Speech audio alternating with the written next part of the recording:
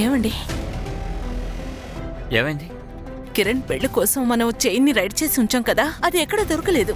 నేను ఏ ఉండిలో డబ్బులు చేర్చానో అది కూడా కనిపించలేదు. అసలు నువ్వు ఏమంటున్నావు? అదెలా సాధ్యం? నాకేం అర్థం కాలేదు. ఒకవేళ కిరణ్ అదంతా తీసుకుని పారిపోయి ఉంటుందా? చూసావు కదా, ఈ బేకుగాడి వల్ల మన గ్రామంలో ఎటువంటి పరిస్థితులు జరుగుతున్నాయో చూసావుగా.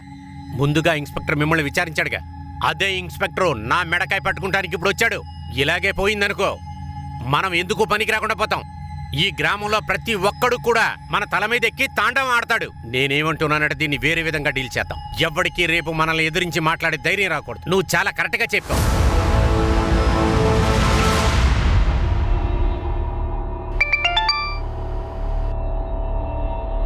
బంటి భయ్యా, మీరు నాతో పాటు ఉన్నారు కదా, నేను ఇక ఎప్పుడు భయపడను. కానీ ఇది నా సమస్య బంటి అన్నా, అది నేను సాల్వ్ చేస్తాను.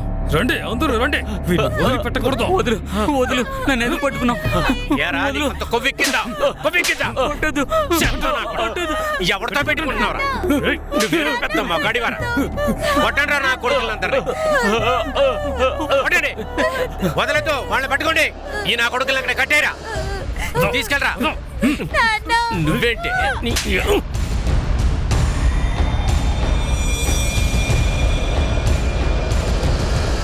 ఆ రోజు నువ్వు నా దగ్గర సవాలు ఇచ్చినావు కదా, వాడిని కొట్టి ముఖం పగల కొట్టండిరా. నా పరుగు తీయాలనుకున్నావు కదా, ఇప్పుడు చూడరా నీ పెళ్ళాన్ని నేనేం చేస్తాను. రేయ్ దాన్ని చీరిప్పండి రా. ఇవ్వండి. నా పెళ్ళాన్ని